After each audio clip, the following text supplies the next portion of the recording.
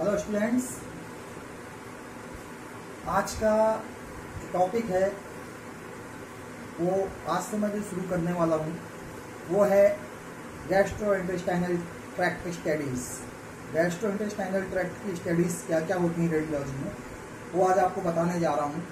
तो gastroenterology test में की स्टडीज़ जो होती हैं वो होती हैं, सबसे पहले बैरियम स्वॉलो जो होता है वो होता है इसोफेगस के लिए, फेरेंक्स के लिए, बैरियम मील स्टमक और ड्यूटनम के लिए, बैरियम मील फॉलो थ्रू जो होता है वो आपका माउथ टू स्टमक और इंटेस्टाइन तक, पूरा ऊपर से नीचे तक, और बैरियम एनिमा लार्ज इंटेस्टाइन देखने के लिए होता है। तो ये आज से स्टार्ट कर रहा हूँ मैं आपकी बैरियम स्टडीज़, जीआईटी स्टडीज़। तो सबसे पहली स्टडी जो है बैरियम सीरीज की वो है बैरियम स्वॉलो। मैं आपको बैरियम स्वॉलो बताऊंगा। बैरियम स्वॉलो जो है ये अपर जीआई ट्रैक्ट का एक स्पेशल रेडियोलॉजिकल प्रोसीजर होता है या एग्जामिनेशन होता है।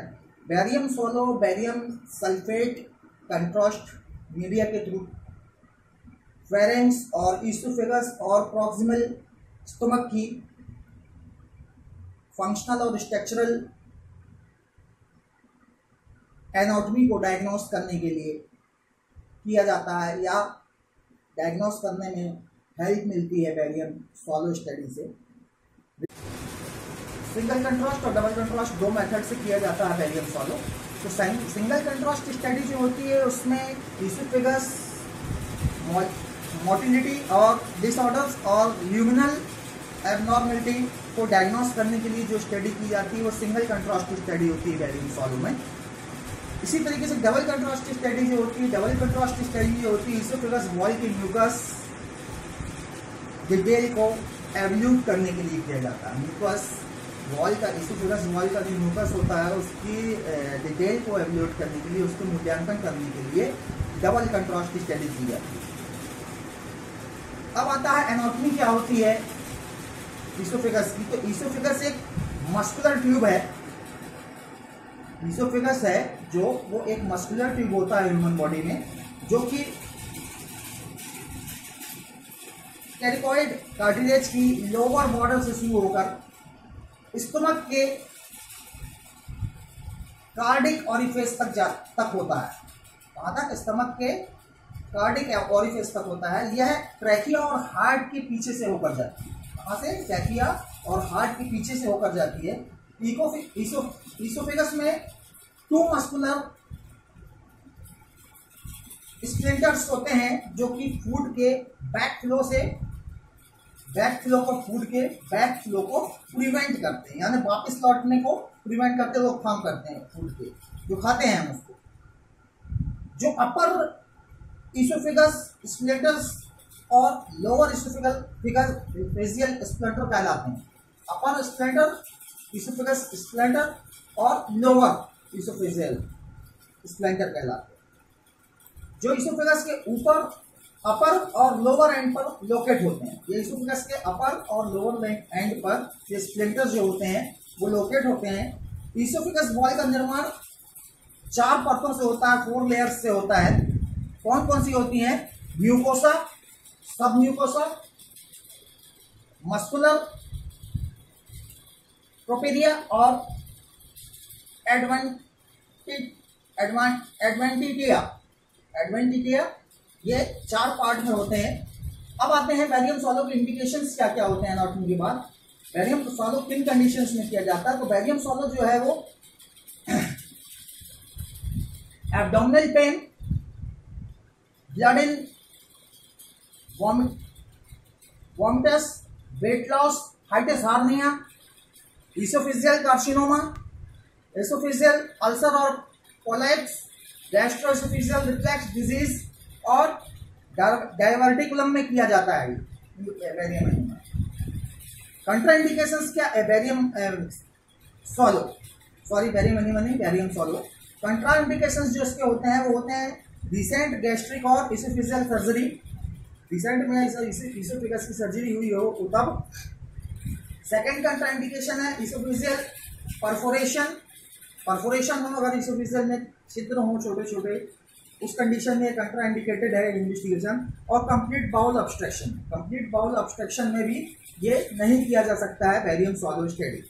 अब आते हैं इक्विपमेंट्स कौन कौन से चाहिए होते हैं इसमें। तो इक्विपमेंट जो होते हैं, इक्विपमेंट यूनिट में fluoroscopic unit with tilting table, table को टिल जो होती हो टिल्टिंग टेबल, उसके साथ फ्लोरोस्कोपिक यूनिट जो इमेज इंटेंसिफायर और स्पॉट फिल्म डिवाइस के साथ हो, और साथ में कैसेट, हाई स्पीड कैसेट की।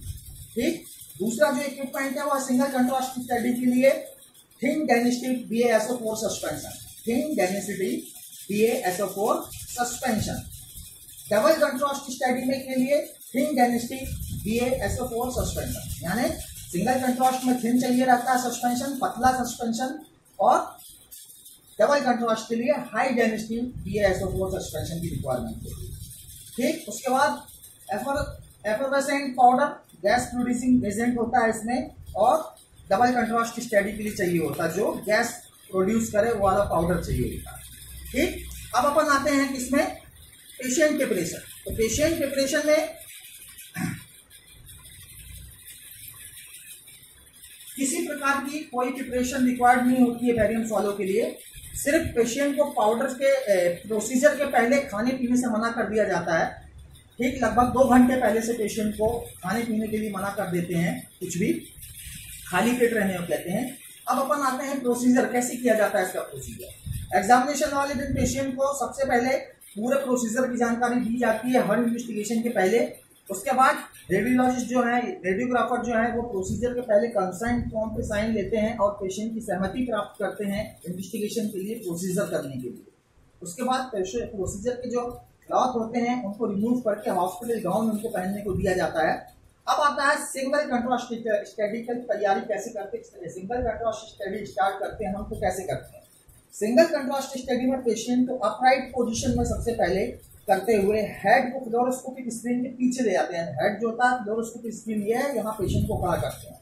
ठीक, तो खड़ा करने के बाद स्क्रीन के पीछे प्लेस करते हैं पेशेंट के हेड को, और पेशेंट को खड़ा करते हैं स्क्रीन के पीछे, फ्लोरोस्कोपिक स्क्रीन के पीछे, और लगभग 10 से 15 ml BaSO4 सस्पेंशन जो कि पेस्ट फॉर्म में होता है, जो कि पेस्ट फॉर्म में होता है। पेस्ट का मतलब ना ज्यादा थिन और ना ज्यादा थिक, मीडियम पेस्ट फॉर्म में जो बैरियम होता है उसको लगभग 10 से 15 ml उससे उसका माउथ फुल करते हैं।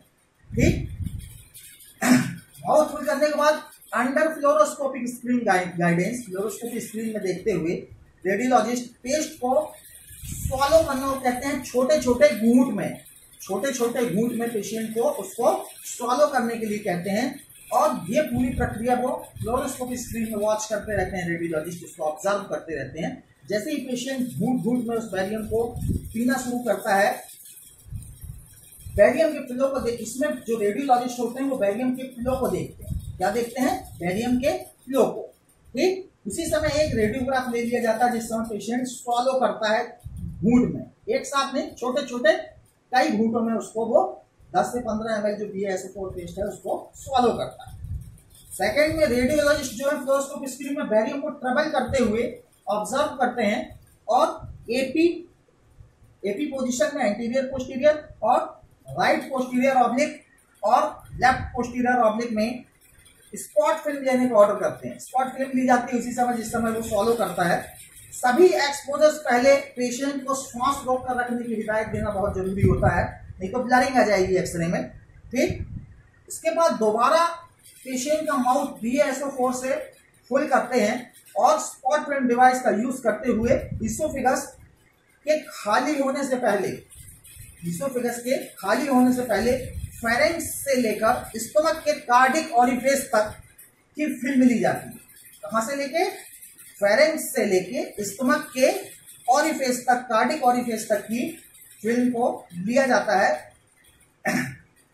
इसोफेगस और गैस्ट्रिक रिफ्लेक्स में बैरियम फिल्ड हो जाने के पश्चात, इसमें इसोफेगस और गैस्ट्रिक रिफ्लेक्स में बैरियम फिल्ड हो जाने पर राइट एंटीरियर ऑब्लिक, कौन सी? राइट एंटीरियर ऑब्लिक जो होती है वो बेस्ट पोजीशन होती है। Right anterior oblique best position होती है। डबल, अब आता है अपन को double contrast method. Single contrast method हो गया ये, स्पॉट फिल्म के बाद एक जो लेते हैं वो राइट एंटीरियर ऑब्लिक की लेते हैं। ठीक। अब आता है double study. Double contrast study में पेशेंट को अपराइट पोजीशन में करते हुए हाइपोटोनिक एजेंट बुस्कोपान या ग्लूकोगॉन दी जाती है। इंजेक्शन देने के पश्चात पेशेंट को माउथ में एक बार फिर से हाई डेंसिटी बेरियम सल्फेट से फुल करते हुए उसे स्वॉलो करने के लिए कहा जाता है।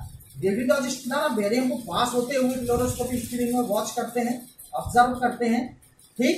इसके पश्चात वही बुलबुले वाला पाउडर, गैस वाला पाउडर जिसको कहते हैं एफरवेसेंट पाउडर देते हुए एक बार फिर पेशेंट को माउथ बेरियम से फुल करके पेशेंट को बेरियम को स्वॉलो करने के पश्चात ये मना करते हैं, जब वो पाउडर देते हैं बेरियम के साथ मिक्स करके, तब पेशेंट को बोलते हैं कि वो डकार ना ले। डकार ले मतलब बर्प ना करे, ठीक, मना करते हैं। रेडियोलॉजिस्ट बेरियम को फ्लोरोस्कोपी में पास होते हुए देखते हैं, वॉच करते हैं, ऑब्जर्व करते हैं। ईसोफेगस के इसमें क्या देखते हैं रेडियोलॉजिस्ट? ईसोफेगस के डिस्टेंशन को ईसोफेगस के डिस्टेंशन को, ठीक, फैलाव को वो देखते हैं बेरियम के थ्रू, और उसी समय एपी राइट पोस्टीरियर ऑब्लिक और लेफ्ट पोस्टीरियर ऑब्लिक पोजीशन में एक्सरे लेने को वो ऑर्डर करते हैं और लिया जाता है एक्सरे। डबल कंट्रास्ट स्टडी जो होती है म्यूकोजल डिटेल्स को एवल्यूट करने और म्यूकोजल डिजीज जैसे पॉलिप्स, इन्फ्लामेशन को डायग्नोस करने में हेल्पफुल होती है डबल कंट्रास्ट मेथड। अब इन्वेस्टिगेशन यहाँ पे खत्म होने के बाद क्या देख रेख जरूरी है, क्या आफ्टर केयर जरूरी है पेशेंट की, उसमें पेशेंट को जांच खत्म हो जाने के पश्चात एग्जामिनेशन रूम को छोड़ने की इजाजत दे दी जाती है।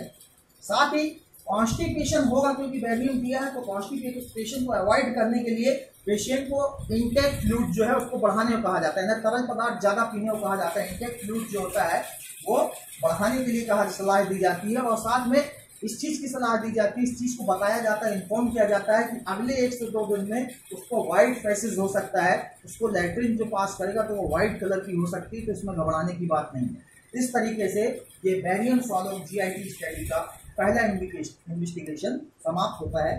Thank you.